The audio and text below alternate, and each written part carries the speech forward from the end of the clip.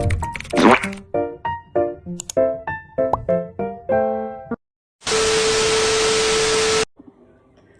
malam semuanya. Assalamualaikum warahmatullahi wabarakatuh. Pertama-tama, marilah kita panjatkan puji syukur kita atas kehadiran Allah Subhanahu wa Ta'ala yang telah memberikan kita semua kenikmatan berupa kesehatan sampai saat ini. Sholawat serta salam terlimpah curah kepada Nabi besar kita, Nabi Muhammad SAW, juga kepada para keluarganya, sahabatnya, dan mudah-mudahan sampai kepada kita selaku umatnya di akhir zaman. Yang saya hormati Bapak Tutor Bahasa Indonesia dan teman-teman yang saya cintai, pada kesempatan malam ini saya akan presentasi dan membawakan materi tentang COVID-19. Yang pertama ada pengertian dari COVID-19 atau Coronavirus Disease 2019 adalah penyakit baru yang disebabkan oleh virus dari golongan coronavirus, yaitu SARS-CoV-2 yang juga sering disebut virus corona. Mengapa ada virus COVID-19? Kasus pertama penyakit ini terjadi di kota Wuhan, Cina pada akhir Desember 2019. Setelah itu COVID-19 menular antar manusia dengan sangat cepat dan menyebar ke sejumlah negara, termasuk Indonesia hanya dalam beberapa bulan. Penyebab COVID-19 disebabkan oleh SARS-CoV-2, yaitu virus jenis baru dari coronavirus, kelompok virus yang menginfeksi sistem pernafasan. Infeksi virus corona bisa menyebabkan infeksi pernafasan ringan sampai sedang, seperti flu atau infeksi sistem pernafasan dan paru-paru seperti pneumonia. COVID-19 awalnya diduga ditularkan dari hewan ke manusia. Setelah itu, diketahui bahwa infeksi ini juga bisa menular dari manusia ke manusia. Penularannya bisa melalui cara-cara berikut. Yang pertama, ada tidak sengaja menghirup percikan ludah atau droplet yang keluar saat penderita COVID-19 bersin atau batuk. Yang kedua, memegang mulut, hidung, atau mata tanpa mencuci tangan terlebih dahulu setelah menyentuh benda yang terkena droplet penderita COVID-19, misalnya uang atau gagang pintu. Yang ketiga, ada kontak jarak dekat kurang dari 2 meter dengan penderita COVID-19 tanpa mengenakan masker. CDC dan WHO menyatakan COVID-19 juga bisa menular melalui aerosol atau partikel zat di udara. Meski demikian, cara penularan ini biasanya terjadi dalam prosedur medis tertentu, seperti bronkoskopi, intubasi endotrakeal, isap lendir, dan pemberian obat hirup melalui nebulizer. Penularan melalui udara ini juga bisa lebih mudah terjadi di tengah kerumunan orang, khususnya di dalam ruangan tertutup. Gejala COVID-19, gejala awal infeksi COVID-19 bisa menyerupai gejala flu, yaitu demam, pilek, batuk kering, sakit tenggorokan, dan sakit kepala. Setelah itu, gejala dapat hilang dan sembuh atau malah memberat. Penderita dengan gejala yang berat bisa mengalami demam tinggi, batuk berdahak atau berdarah, sesak napas, dan nyeri dada. Gejala-gejala tersebut di atas muncul ketika tubuh bereaksi melawan virus COVID-19.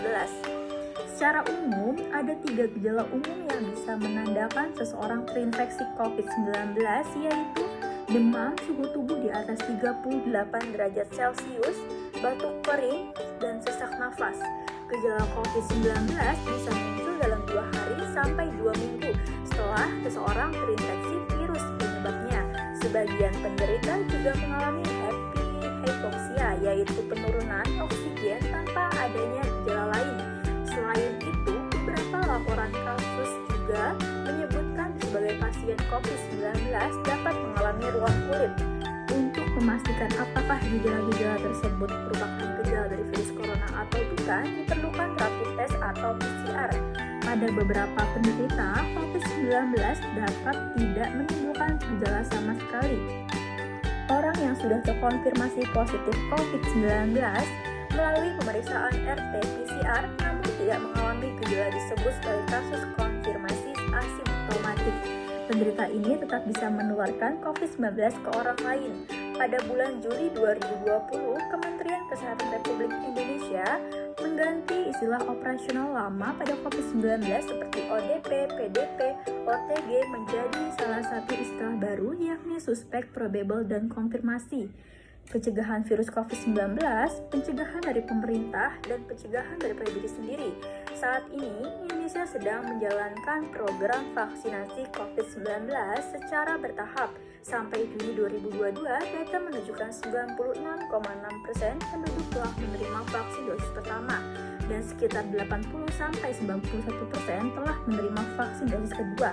Tambahannya, sebanyak 23,59% penduduk sudah menerima vaksin booster atau vaksin ketiga.